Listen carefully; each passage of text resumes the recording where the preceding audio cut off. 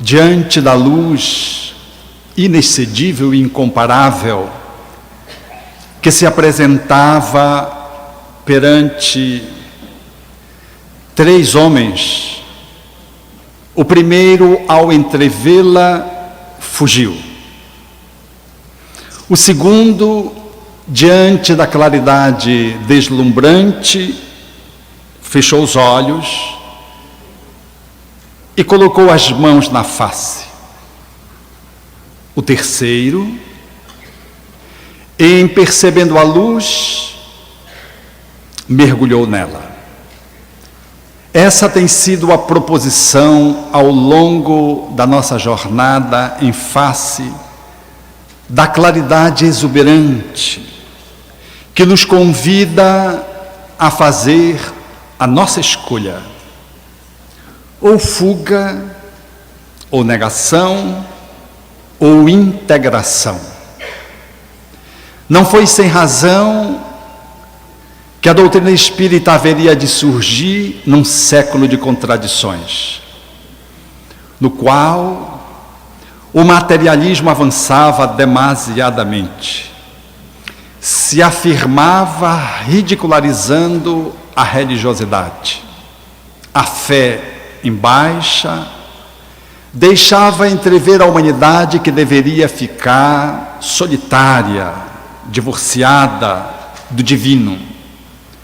Era Karl Marx, lançando o Manifesto Comunista no ano de 1848, ao tempo em que, no mesmo período, as vozes começariam a se manifestar em Hydesville, no condado que faz parte do estado de Nova York. Mas era o tempo também em que Charles Darwin deveria trazer ao mundo a prova material de que Adão e Eva nunca existiram, enquanto casais que pudessem ter sido criados pelo divino, fixando a possibilidade da humanidade, através da origem das espécies, fazendo uma análise da biologia evolutiva, entrevendo o encadeamento com que os seres deveriam ser ordenados do mais simples para o mais complexo. A publicação de Charles Darwin, no ano de 1859, deveria ensejar de que o mundo, efetivamente, deveria ter emergido do próprio evolucionismo dos animais. É verdade que ele assim não afirma à época e somente depois levanta a hipótese. Era também o tempo em que o materialismo, se fixando, daria ensejo para que Sigmund Freud lançasse no ano de 1900 a sua obra mais importante, Interpretação dos Sonhos, fazendo entrever de que o homem traz uma subjetividade que está para além do seu estado de vigília e de que o seu comportamento faz ensejar pulsões de vida e de morte e que emergem de uma instância inconsciente, fazendo-o, muitas vezes, agir sob um automatismo perverso.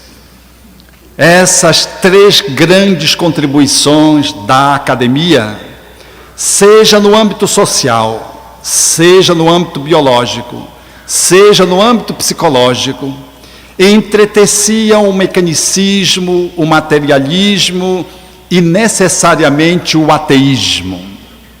Foi nesse movimento cultural que, curiosamente, o Espiritismo deveria emergir com a contribuição dos espíritos imortais, com as estrelas que deveriam cadentes descer à terra, e ensejariam ao insigne codificador, professor Rivaio, agora cognado como Allan Kardec, a publicação da primeira obra espírita, e numa contradição severa, ele começa a obra tratando de um aspecto que envolvia a religiosidade, que é Deus.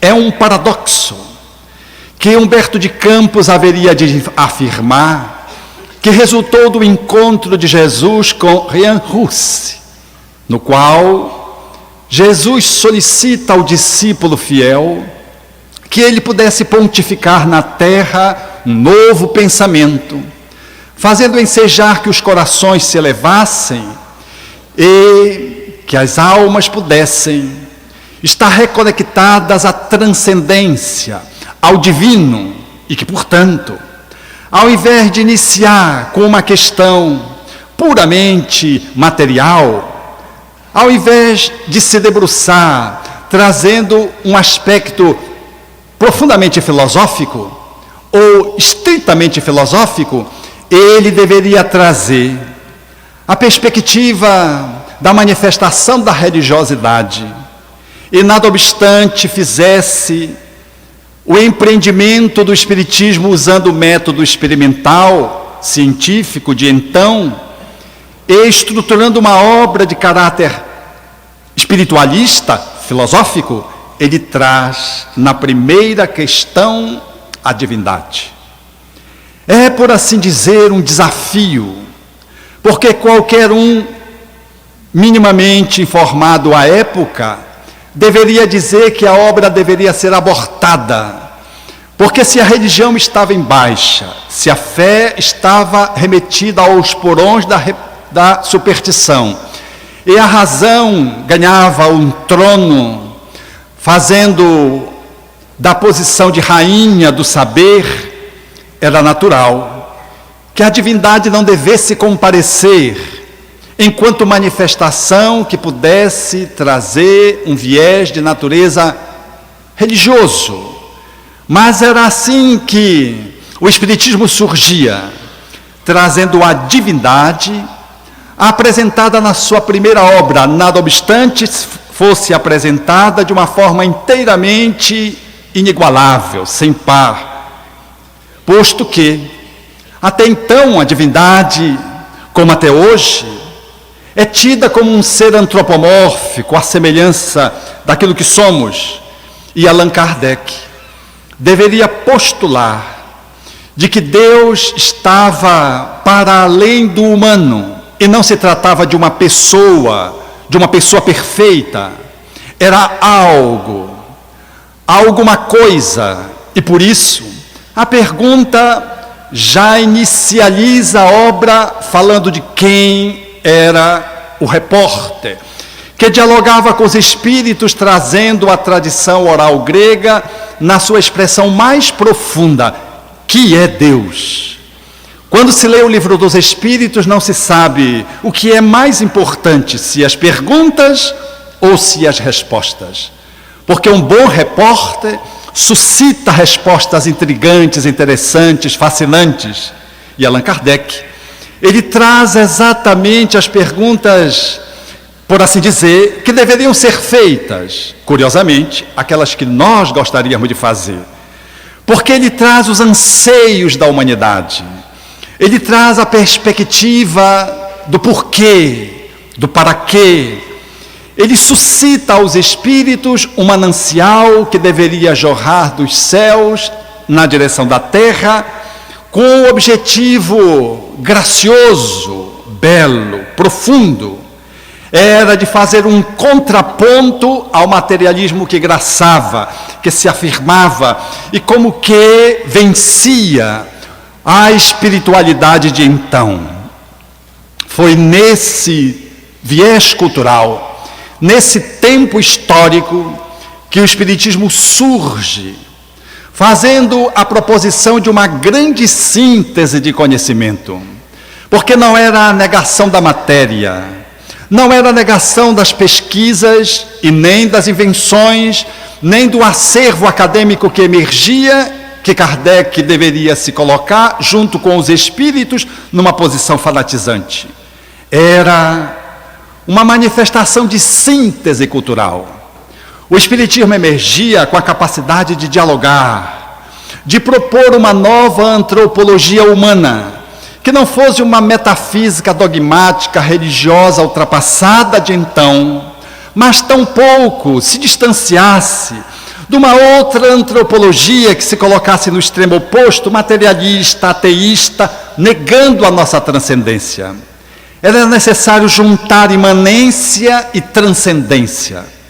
Era necessário legitimar o homem, o ser humano, na sua evolução corpórea, na sua subjetividade, na sua perspectiva relacional, social. Mas era indispensável que se pudesse entrevê-lo a partir de um ponto que era determinante para uma nova concepção de homem e de mundo, que era o espírito. Porque não somos seres humanos fazendo uma jornada de espiritualidade. Nós somos espíritos fazendo uma jornada humana para nos engrandecer. A dinâmica, portanto, é da espiritualidade que faz a sua imersão na matéria e propõe, nessa relação dialética, o processo evolutivo do nascer, morrer, renascer ainda e progredir indeterminadamente. Essa síntese filosófica, que deveria ficar esculpida no túmulo de Kardec, ela traz numa boa medida aquilo a que se propunha o Espiritismo de então.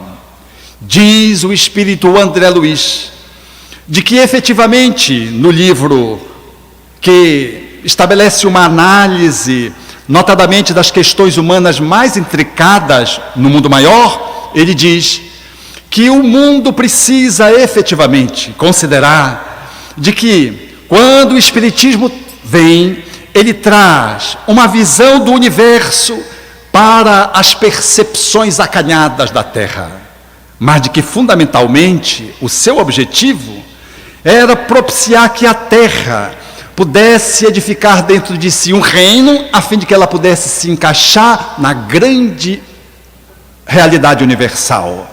É essa a perspectiva do Espiritismo. Colocar dentro de um contexto de entendimento, nos possibilitando avaliar em que lugar estamos, de onde viemos, para onde vamos e o que precisamos fazer no aqui e no agora.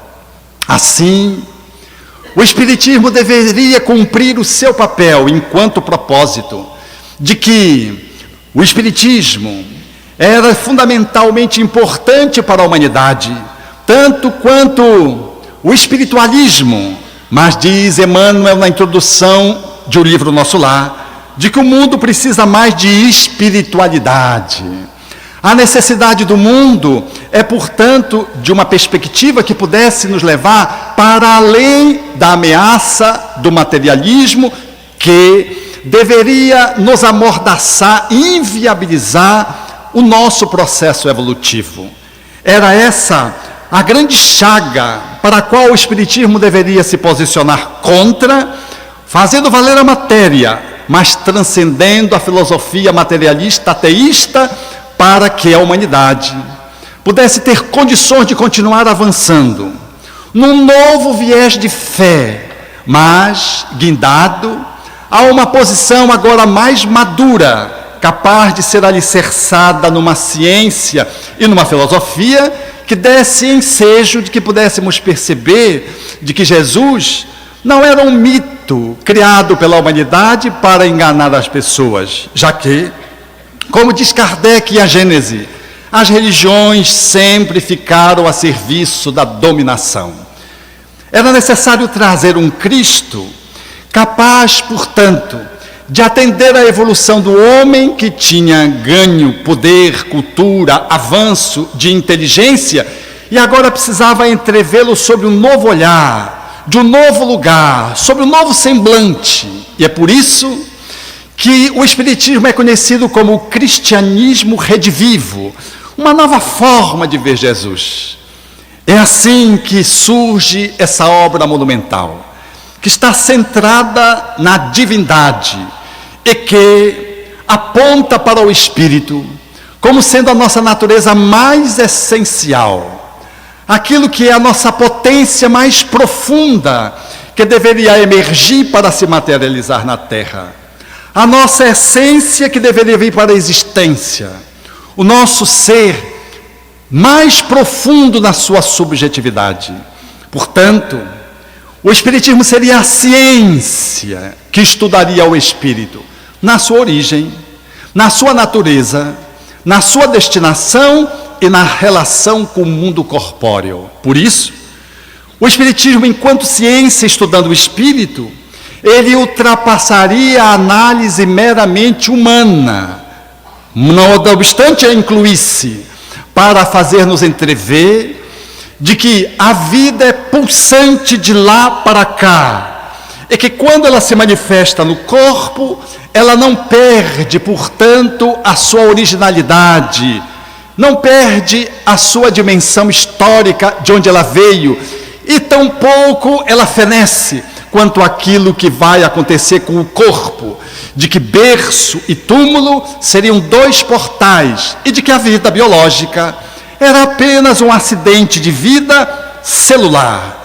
de que a vida, ela é permanente, ela é eterna, ela se manifesta no corpo ou fora do corpo, e de que o corpo deveria ser a manifestação, a concretização dessa manifestação sutil espiritual. Assim, traria o Espiritismo esse novo olhar de vida, concebendo espiritualidade como a base fundamental para que pudéssemos nos movimentar na Terra, sem nenhuma pretensão de negar a ciência, negar as filosofias e tampouco substituir as religiosidades de então e aquelas que adviriam, porque o Espiritismo, ele traz na sua base exatamente os pontos que formulam as religiões: Deus, a imortalidade da alma e a vida futura. Mas ele guarda esses princípios numa articulação pedagógica, estratégica, inigualável. Faz uma grande síntese de verdades universais, calcado nesses pontos fundamentais, e apresenta uma doutrina que deveria nos oferecer a oportunidade de viver uma relação com Deus mais íntima, mais próxima, mais intrínseca, porque até então os seres humanos deveriam ter experimentado uma relação com o divino burocratizada, com intermediários, com aqueles que mediariam o divino em relação às pessoas, sem muitas vezes ter a categoria para se colocarem nessa posição, sem ter uma autorização, sem ter de modo algum uma senha que lhes pudesse dar a autonomia de autoridade moral para ser alguém que nos apresentasse ao divino ou trouxesse uma fala do divino para aquele que é o seu filho. A proposta espírita é diferente. Ela não só não deveria substituir o paradigma materialista, negando a espiritualidade, deveria trazer uma espiritualidade aonde o filho e o pai maternal deveriam restabelecer uma relação direta, aonde o filho se lança para os braços do pai sem nenhum intermediário, se projeta no regaço da mãe paternal, Deus, sem nenhuma necessidade de alguém que lhe viabilize necessariamente isso. Portanto, o Espiritismo traz uma perspectiva de espiritualidade que rompe com o culto externo. O culto externo tem sido historicamente o distanciamento com que nós nos colocamos na divindade, porque emparedamos Deus dentro de um templo. O Espiritismo vem caracterizar de que a terra tem que se transformar num templo. Deus passou a ter um lugar de encontro, de ser venerado. E para encontrar Deus era necessário usar muitas técnicas, valer-se de um currículo, por assim dizer, de cumprimento de regras, todas elas exteriores que deveriam facultar a aproximação do filho com a divindade, da criatura com o Criador. Isso nos distraiu, atendeu às nossas necessidades sensoriais, mas não conseguiu alcançar a nossa dimensão mais interior. O Espiritismo faz uma proposição audaz, de que a nossa relação com o divino, ela pode ser personalíssima, mas não pode se adstrir a uma relação de personalidade, de ego, já que a nossa estrutura egóica fala de uma dimensão humana e apenas de uma dimensão daquilo que somos. Por isso, Kardec pergunta: qual era a constituição do espírito para além do corpo espiritual? O que era o espírito? E os espíritos responderam de uma forma categórica, profunda e brilhante: é uma centelha, um clarão. Para vós nada é, para nós é uma centelha, um clarão, uma centelha etérea, usando metáforas para que pudéssemos entender a divindade. Porque espírito não é uma luz, essa luz está na dimensão material. Claridade, a condição do espírito quanto luz, na metáfora, está muito além desse horizonte material, palpável, adstrito a ondas, a partículas, que a física moderna conseguiu alcançar. Está muito além, mas era necessário dar uma imagem, fazendo-nos entrever de que a nossa qualidade se assemelhava a essa luz, a luz do sol, a claridade, para dizer, portanto, de que não éramos uma coisa, não éramos matéria propriamente dita. Essa relação faz-nos entender a assertiva bíblica de que Deus nos criou à sua imagem e semelhança, fazendo-nos, portanto, perceber de que nós somos claridade, como claridade seria o divino, nessa metáfora de compreensão. De que Deus não era como nós o fizemos, a nossa imagem, criando um Deus antropomórfico, que vê, que seleciona, que escolhe, que tem um povo que tem predileção, que escolhe a mim em detrimento do outro. Porque quando eu saio na rua pedindo para não ser assaltado, eu estou rogando a proteção para mim. Mas quem vai me assaltar? Eu oro por quem vai me assaltar? Não. Parece que o outro não é filho do divino. E diante de uma circunstância, eu ou você, quem você escolhe? Eu primeiro, eu por segundo e eu por terceiro. Você quiçá, se tiver uma chance na quarta possibilidade. A nossa relação, portanto, ela ficou muito adstrita a uma manifestação de personalidade, ao ego. Nós somos para além disso. O olhar de espiritualidade que o Espiritismo deveria nos oferecer, portanto, era de que nós fomos criados à semelhança do divino e somos da sua mesma qualidade. A nossa gênese está imbricada com ele. Nós somos centelha etérea, como seria o divino, que Allan Kardec define apenas uma comparação, porque diz-nos que nós não temos a sensibilidade para perceber a divindade. Nós não temos um sentido próprio para perceber o Criador. A nossa evolução é pequena e ainda o véu da matéria, da nossa evolução, da nossa imperfeição, nos interdita a compreender a divindade nas suas nuances. Mas de que Deus não estava em um lugar ou no outro, não estava nos templos. E ele não era mediado por ninguém e tampouco era agradado pelo conjunto de regras, de cultos que deveríamos prestar para a divindade. Kardec propõe, como se, apenas para o efeito de comparação, como se Deus fosse um fluido que permeasse o universo inteiro. Poderíamos lembrar aqui um mar onde nós estivéssemos dentro e ele nos permeasse a todos. Mas aonde estava Deus? Ou aonde ele não estava? Ele preenche o universo inteiro? Não, é o universo que foi criado por Deus que o expressa. Deus não está dentro do universo, o universo é que está dentro de Deus, filosoficamente falando.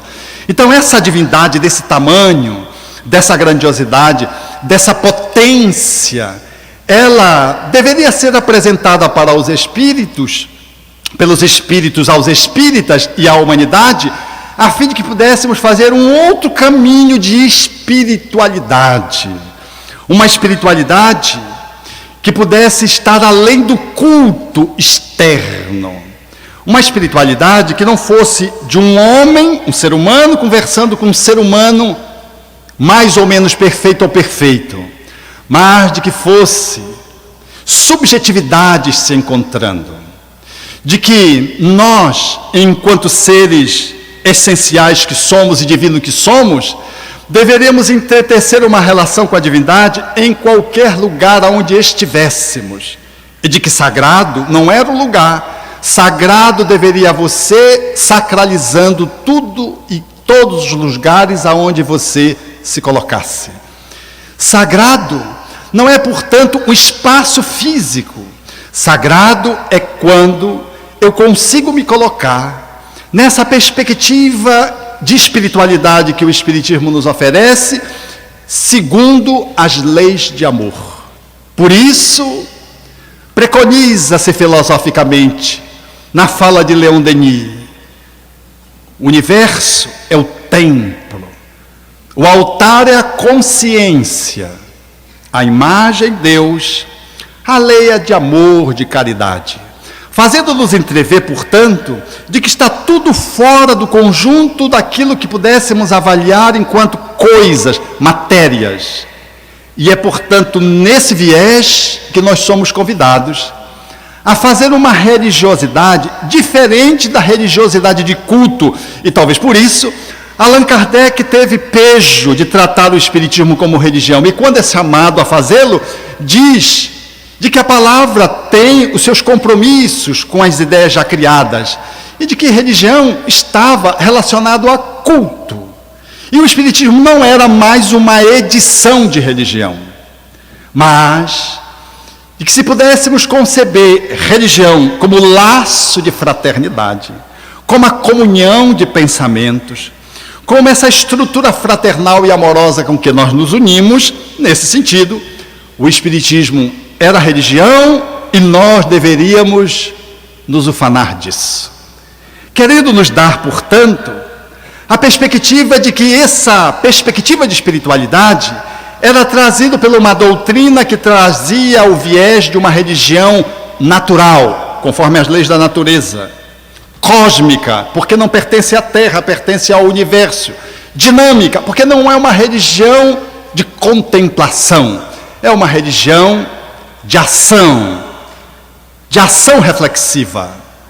É, portanto, desafiador, porque o maior desafio para viver uma espiritualidade nesse horizonte é podermos ir além da nossa estrutura de personalidade sem excluí-la, além do ego, sem negá-lo, para poder ir nas entranhas de uma subjetividade que está além daquela que Freud proporia e do que os seus seguidores deveriam fazer menção, de que é a nossa estrutura essencial. Aquilo que alguns espíritos tratam como Eva Pierracos de eu superior, que Jesus, fazendo menção à sua cultura, dizia: vós sois deuses, como deuses, com D pequenininho. O que eu faço, vocês podem fazer e muito mais. Self, nessa linguagem metafórica do eu superior, trazida por Jung, ainda que pobre, não alcançando a visão do Deus que Jesus trouxe. Essa visão, portanto, que incluiria as leis da natureza, esse olhar de espiritualidade que inclui não só a imortalidade, mas a reencarnação, o progresso, a lei de causalidade, causa e efeito e a mediunidade, deveria nos convidar a fazer um nexo com a divindade, que estaria, portanto, num horizonte não físico, de que não era pelo corpo necessariamente, através de sacrifícios físicos, de mortificações orgânicas, de que não era por oferendas materiais que deveríamos nos aproximar do divino e agradá-lo. Ela nos desafia, essa espiritualidade, convidando-nos a um movimento de introspecção, de autoapropriação no nível que está das entranhas, de assumirmos a nossa cidadania cósmica como um espírito criado dentro de uma viagem universal evolutiva que vai fazendo, nascido de um processo evolutivo no campo do humano, do primitivo até o planeta celeste, os mundos celestes, mas tendo uma gestação que inicia lá no mineral. Portanto, um olhar de um evolucionismo que está muito além de Charles Darwin, do átomo ao arcanjo, na questão 540 do Livro dos Espíritos. O espírito se ensaia no encadeamento da natureza, porque o arcanjo de hoje foi um ato primitivo lá em outrora. Ele não está falando do átomo aqui da tabela periódica.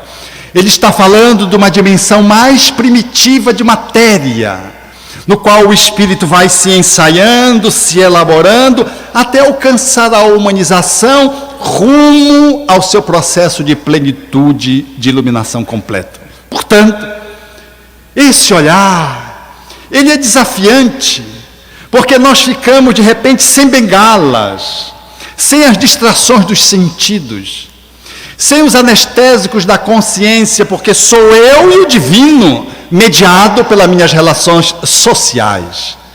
A lei não precisava ser consultada necessariamente num livro, mas poderia sê-lo, mas ela já estaria esculpido, como está em a natureza, na alma, porque tudo em a natureza traz a marca do divino. Quando estava em Rondônia, muito tempo atrás, eu ia com Elahá para o aeroporto, e ele parou no meio fio, aquele jeitinho de Elahá incomparável, e disse: tu estás vendo essas borboletas? Eram as borboletas. Ele disse assim: essas borboletas, a essa época do ano, sempre elas fazem esse caminho. E fez um enquadramento da viagem das borboletas. Eu fiquei intrigado. Chegou no aeroporto, as borboletas estavam seguindo. Eu fiquei olhando, não tinha uma borboleta que viesse ao contrário. Nenhuma que fosse, tangenciasse na horizontal. Todas estavam no mesmo viés. Todas estavam por uma mesma direção. Havia um chip colocado naquelas borboletas. Do mesmo jeito que quando surgiu o grande tsunami no Sri Lanka, que é um lugar miserável, pobre, e não tem, portanto, os equipamentos para registrar as movimentações das placas tectônicas no interior do oceano, quando surgiu o tsunami, do lugar onde ele surgiu, da movimentação das placas, com a movimentação que deveria reverberar nas águas até a margem, durou 6 horas aproximadamente, engolindo a cidade, as pessoas, mas não engoliu os nativos, porque os nativos seguiram os paquidermos, os elefantes, que inquietos se movimentaram da praia e foram para um lugar alto, antes que as ondas gigantes chegassem na margem. E os nativos que fazem turismo à beira da praia se salvaram graças aos elefantes. O mesmo chip que está na borboleta está no elefante. Não é possível que Deus tenha se esquecido de nós, que somos muito mais complexos do que um elefante. Não é possível que nós não tenhamos essa organização de direção, esse GPS interno. Por isso, os espíritos disseram a Allan Kardec que a lei está na consciência, está dentro de nós. Mas Deus é tão misericordioso que Ele botou dentro e botou fora. Botou fora na natureza, botou fora escrito nos livros, botou fora em homens que se seguem na nossa frente, seguindo esse chip luminoso. Está dentro, está fora.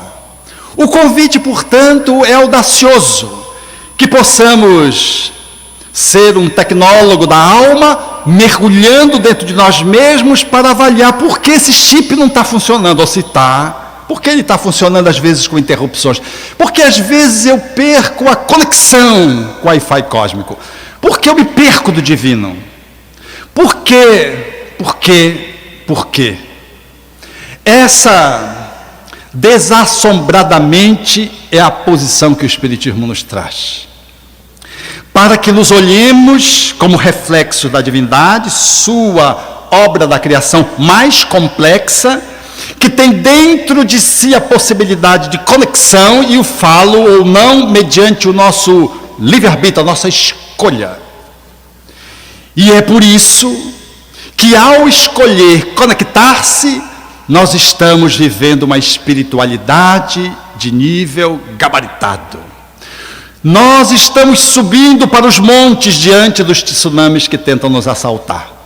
Estamos saindo do norte para o sul, para a procriação, para o acasalamento, figurativamente falando, no sentido de que nós estamos numa direção de que aquilo que está em nós, no fulcro da nossa alma, para além do ego e da personalidade, nos conduz.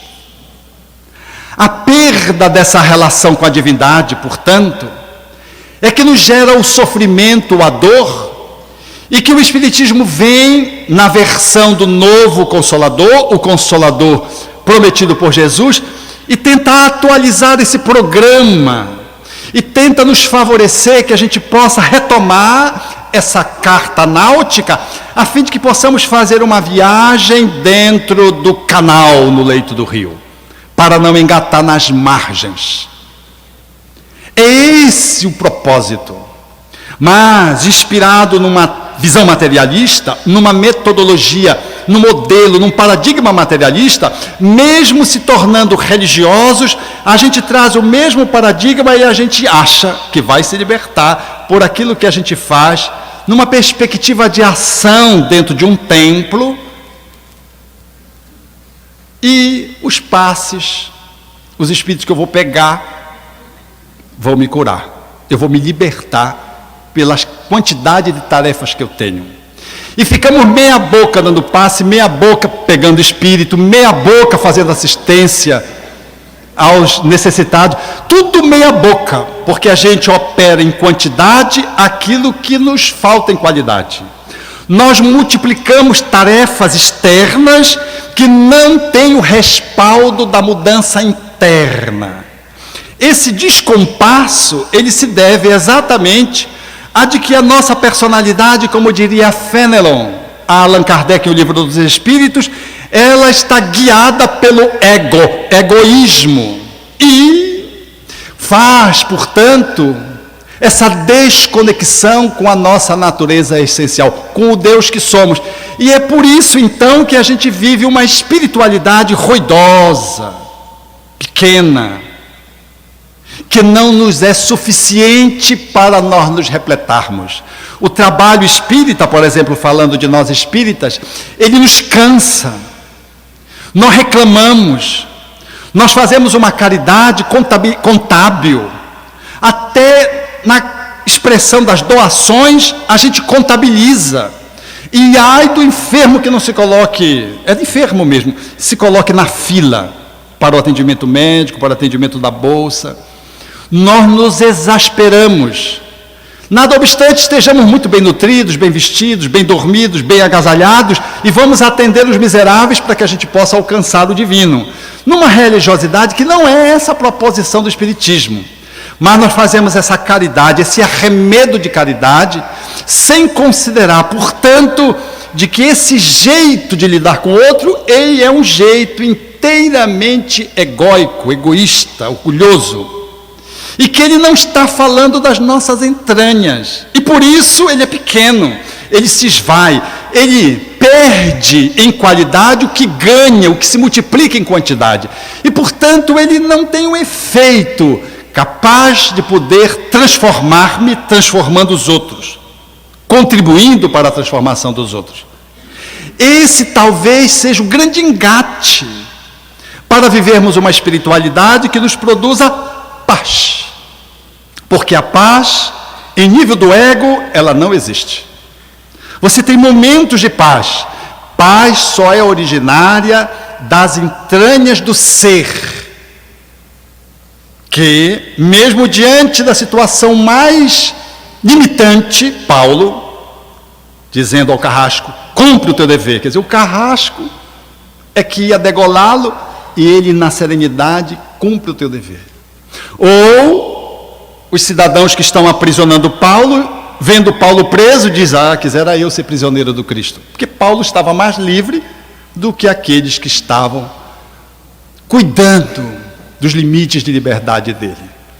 Esse nível do ser mais profundamente considerado é que vai vitalizar a nossa expressão e vai dar ensejo de que o nosso ego seja o servo do Deus que somos. que vai permitir que a nossa relação seja divinal, posto que o ego, como se fosse uma cúpula de abajur, transforma-se transparente, deixando que a luz que somos possa se espraiar.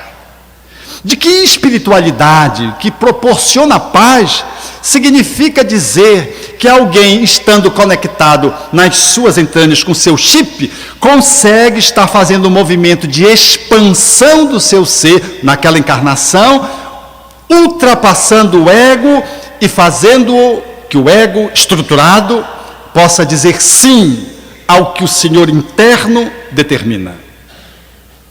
Mas nós operamos numa cultura mundial ao contrário. A gente acha que vai ter paz se tiver um bom negócio, bom dinheiro, se tiver bastante prazer, se nós tivermos, portanto, esses recursos externos que habitualmente nos escraviza, porque ele está no ego. É você que possui o dinheiro ou é o dinheiro que possui você? É você que tem prazer, esse prazer proporciona a felicidade, ou é o prazer que te aniquila diariamente?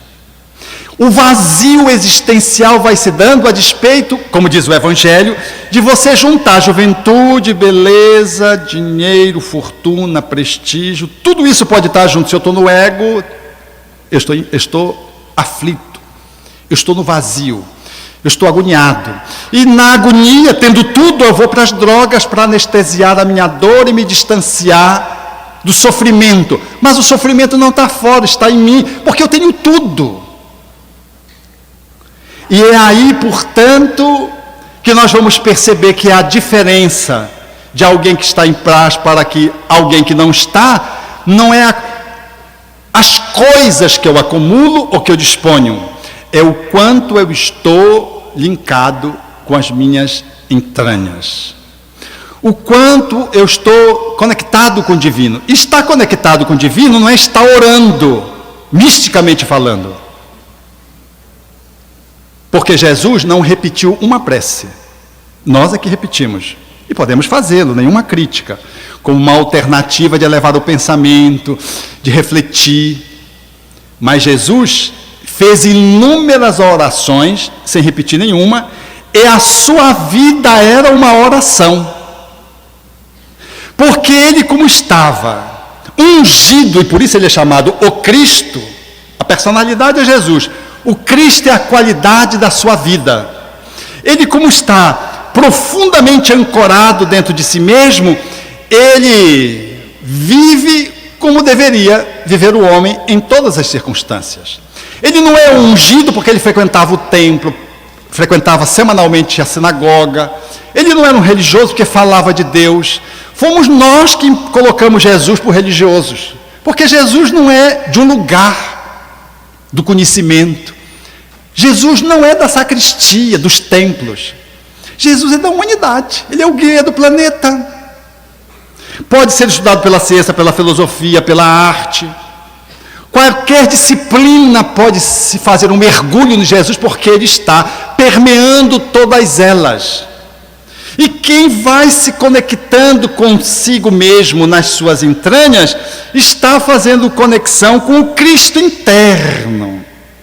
Espiritualidade de nível superior, que nos ajude a poder expressar uma conexão com a divindade, é podermos dar conta da grandeza que somos humildemente. Porque toda vez que nós nos empavonamos, nós estamos no nível do ego. É sutil essas dimensões, essas instâncias, mas elas são muito claras quando elas comparecem no comportamento. Como o dirigente que desencarnou e cujos companheiros foram ao Chico Xavier esperando notícias dele e não obtiveram. Os companheiros voltaram de uma outra vez, não obtiveram. Na terceira vez, sem comunicações, sem notícias, um companheiro ousou perguntar para o Chico: mas o nosso dirigente não dá nenhuma comunicação, ele que era tão humilde. E Chico diz: ele tinha muito orgulho de ser humilde. Até travestido de modéstia, surge o orgulho nos enganando, não enganando os outros, é nos enganando. Porque pior para quem fica adstrito no nível da personalidade do ego, do apenas humano negando-se como um ser espiritual, é pior, porque é aquele que vive a aflição da separação, da perda do paraíso. O paraíso está dentro, não está fora. Mas à medida que vamos mergulhando, nós vamos dando conta de fazer essas conexões e vamos disciplinando o ego, vamos estabelecendo o desenvolvimento dessas competências, qual se fôssemos aquela semente que vai se expandindo, e os galhos, os ramos vão se ampliando, e a árvore vai ficando mais frondosa, como se fosse um espírito superior, em relação a um que está emergindo na primitividade, lá grelando na terra, no horizonte da terra. Pegando essa metáfora, nós, quando conseguimos fazer essa conexão interna com a luz, promovendo a nossa fotossíntese com a luz divina, e podemos fazer, portanto, essa conexão com Deus que está fora e que tem a representatividade dentro, nós emergimos e vamos conseguindo desenvolver competências, vamos ocupando lugares na Terra, em todos os lugares, em todos os espaços, do familiar ao profissional, da relação com o corpo até a relação psicológica com as suas emoções, da cidadania na rua, da cidadania como postura de cidadão que exerce as suas obrigações cívicas. Em qualquer lugar vai se manifestando essa espiritualidade pelo comparecimento de uma claridade que vai rompendo a rudeza, a escuridão, a imperfeição egóica que trazemos. É a luz e a sombra que vai cedendo aos poucos, e aí nós vamos vendo em cada pessoa e em todos nós esse emergir circunstancial que não tem testemunhas. Lembro de Chico novamente, agora, quando ele encontrou a mulher mais fascinante daqueles tempos, que estava na onda, uma mulher bonita, com corpo escultural, bela. Ela era chamada Luz del Fuego, mulher do fogo. Então era a sua beleza, o seu encanto, e fogosa, fogo, não era luz. Ele encontrou num corredor do hotel trajes de alcova, seminua. E ele diz: minha filha, vai te cobrir, vai que você pega uma pneumonia. Ela diz: foi o único homem que olhou para o meu corpo e pensou na minha saúde. Mas vamos ver essas manifestações colocadas no mundo, como aquela que aconteceu na Espanha, quando 3 tenores brilhavam no mundo: Plácido, José Carrera. Esses 2 espanhóis entretiveram uma encrenca em função das questões políticas. Plácido Domingos era madrilenho, José Carreras era da região da Catalunha, era catalão, como até hoje existe essa briga de uma tentativa de independência política. E no ano de 1984 eles se tornaram inimigos, e aonde havia um evento, no contrato só participava se o outro não fosse. 3 anos depois, José Carreras apresenta um câncer. Os tratamentos se estabeleciam nos Estados Unidos com quantias vultosas.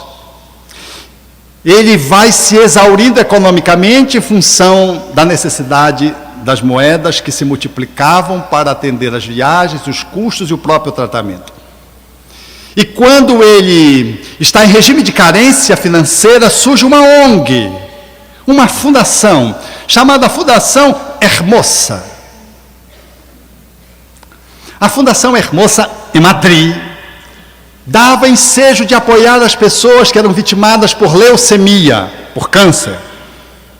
E começa a apoiar José Carreras, que se beneficia circunstancialmente, trata-se e volta a cantar curado.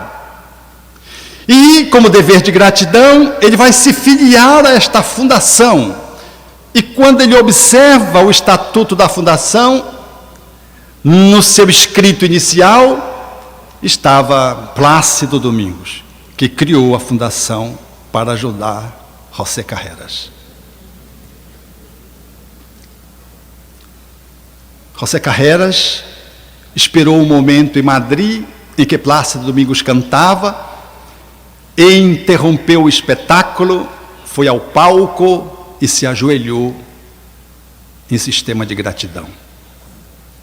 O outro, que se escondera atrás da fundação, agachou-se, levantou o companheiro, que era das 3 vozes as 2 mais belas, enquanto tenores colocados no mundo naquele momento. É natural que as lágrimas pudessem emergir. Mas o mais bonito é quando a repórter pergunta para Plácido Domingos: mas por que você fez isso? E ele diz: uma voz tão bela como aquela não poderia se perder. É a manifestação do eu superior, que consegue transpor o eu inferior, do Deus que somos, que supera a dimensão do ego e se apresenta numa manifestação de solidariedade, de fraternidade autêntica, legítima, sem buscar taxas de retribuição, de reconhecimento. Essa proposição que se encaminha nessa direção, ela vai nos falando, portanto, de um convite para que possamos nutrir a paz desse lugar de autodescoberta, que Santo Agostinho nos propõe, dando o seu próprio exemplo, quando em O Livro dos Espíritos responde uma pergunta com 2 páginas, fazendo-nos um convite a essa autoanálise diária. Porque quando queremos conectar com o divino, a gente vai para o processo meditativo, mas no processo meditativo, que é uma das estratégias, vem um bocado de asneira na cabeça. Aí disse: não, deixa passar, e não passa nunca. E a gente fica atormentado, não conseguindo meditar. Os espíritos vêm e assinalam de que estamos fazendo a meditação numa postura inadequada. O viés é o contrário. Nós não precisamos parar e começar a brigar com os pensamentos, com os conteúdos. Nós temos que inverter a posição, nós temos que nos conectar com a divindade para podermos fazer então da meditação esse acompanhamento sobre os conteúdos que deverão vir ser dissolvidos. Em outras palavras, diz os Espíritos que tudo que você fosse fazer, você deveria fazê-lo como se estivesse ao lado de Deus, de você. Então, se você vai fazer as mínimas coisas, não são as coisas excepcionais, porque a gente pensa em Deus quando o avião vai cair, a gente pensa em Deus diante de um assalto, a gente pensa em Deus quando ficou desempregado, só quando tem desgraça.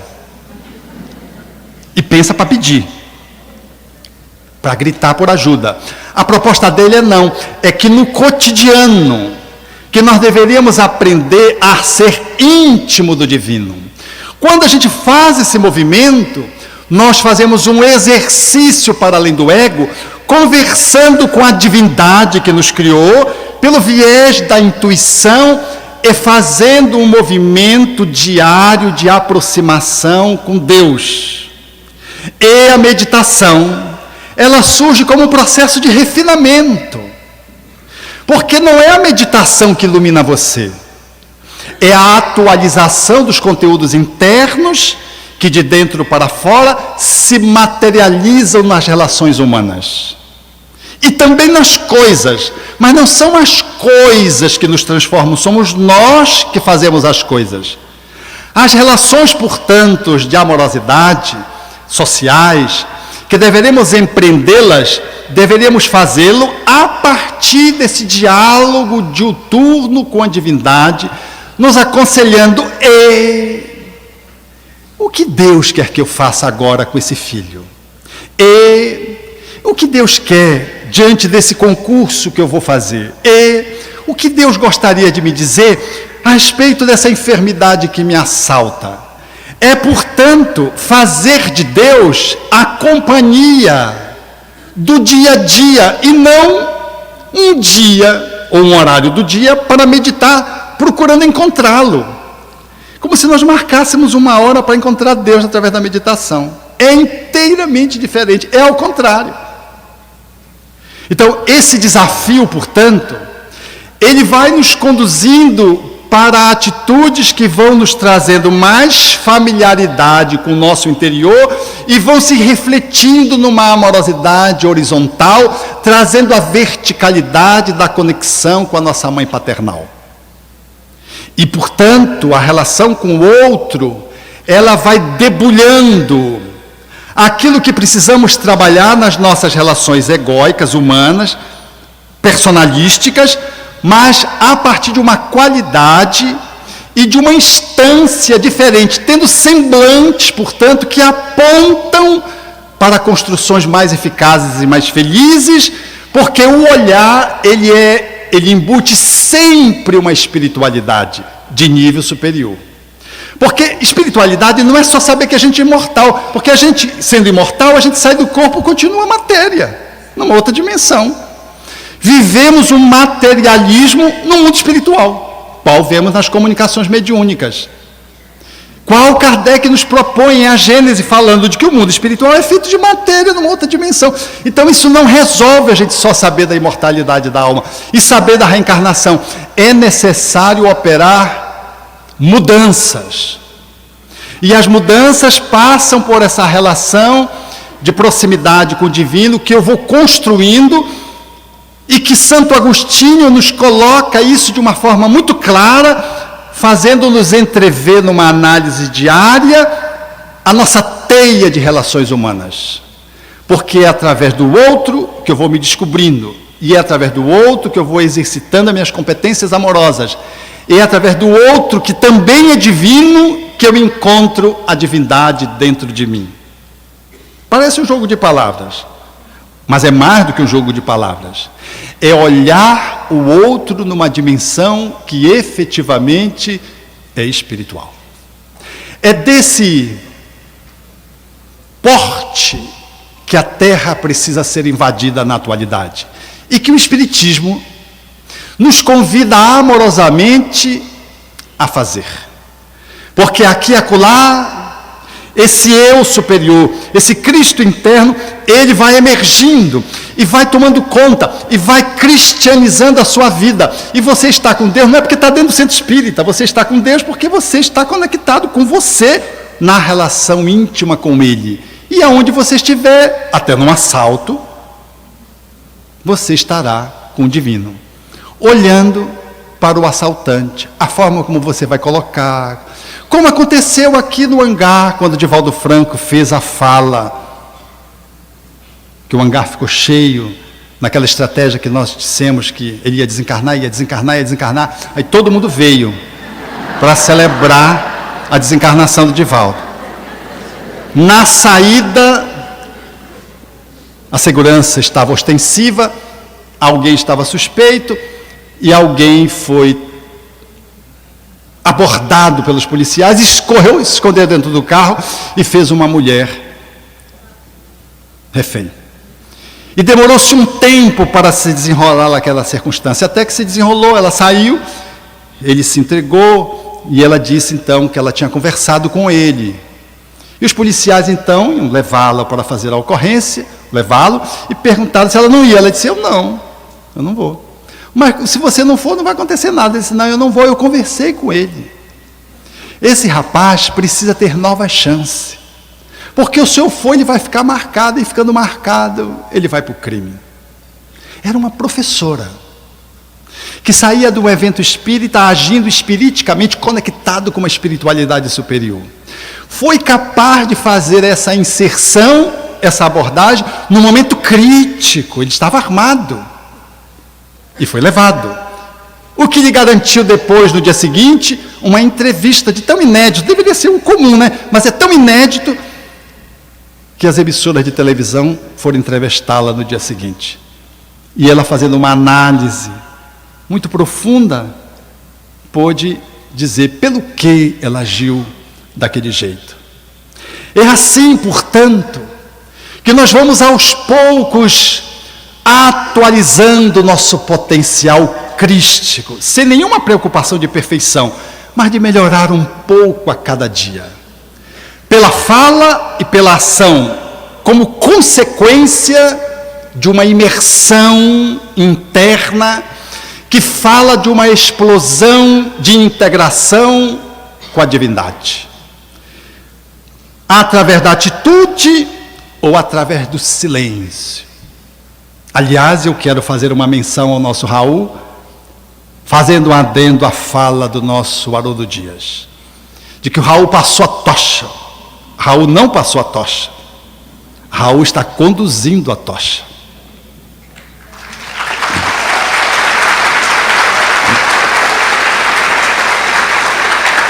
Porque ser espírita, falando de doutrina espírita, basta ter eloquência e um pouco de dedicação, de estudo, você já consegue fazer muita coisa.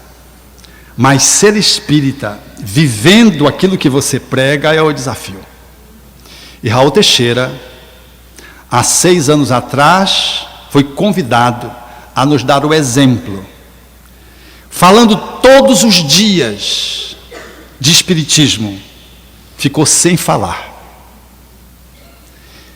Fazendo um transe de saúde num avião no Brasil, quando viajava para Nova York, e quando de repente vê sua mãe, vê o guia espiritual, e como ele diz, isso não é hora de guia aparecer. Ele estava sentindo incômodo e perguntou ao Camilo se ele ia desencarnar. O Camilo disse que não. Pediu para que ele não dormisse, aplicou-lhe passes e, como diz o Raul, depois ele foi embora. Mas ficou a mãe. Uma má formação congênita no coração, naquele dia, fizera com que um pertuito pudesse se estabelecer e um trombo subisse para o cérebro e gerasse o acidente vascular cerebral grave, que deixou o Raul sem falar quase nada, balbuciando. Eu digo que Raul carrega a tocha, fazendo a pregação mais difícil, que é a pregação do silêncio.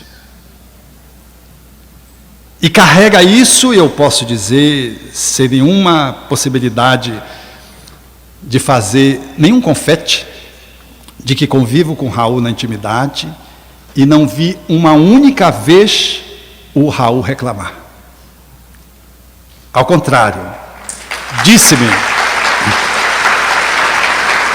diante das pessoas que o abordam, eu disse: Raul, como é que você segura isso? Porque as pessoas pensam que ele pode falar. E ele, como diz, eu só não posso falar, mas eu entendo tudo, vejo tudo, ouço tudo. Aí eu disse: qual a virtude você está desenvolvendo? E ele disse: eu estou fazendo a Universidade da Paciência, segundo o Espírito Camilo.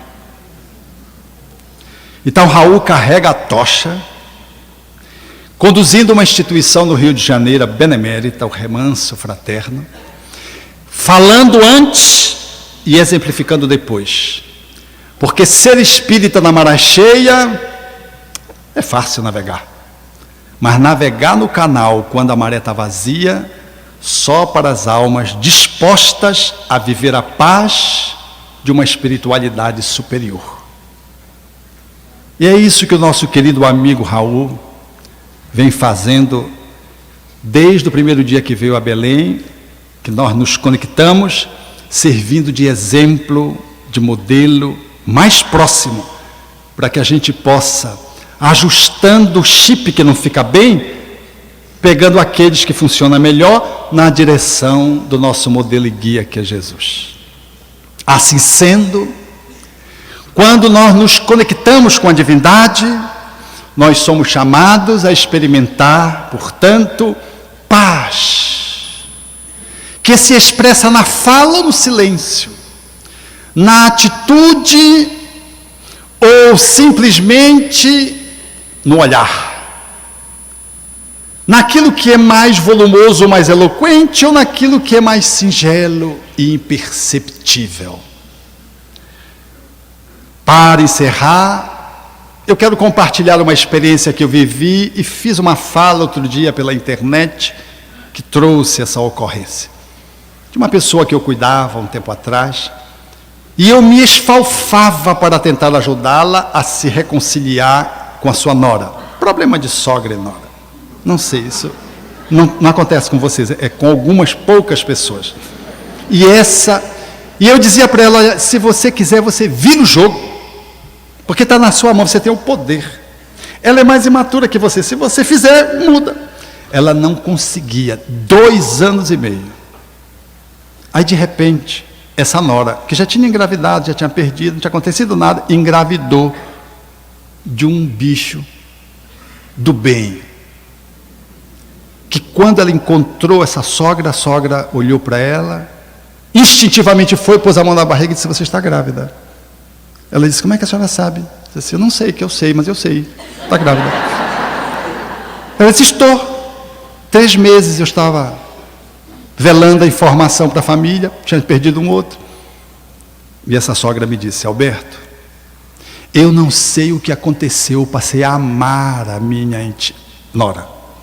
Estou com vontade, dizia ela na época, de convidá-la para almoçar 3 vezes por semana. Eu estou com medo de quando essa criança nascer, se eu vou conseguir me segurar no processo educativo e como vó não vou atrapalhar. O tempo foi correndo.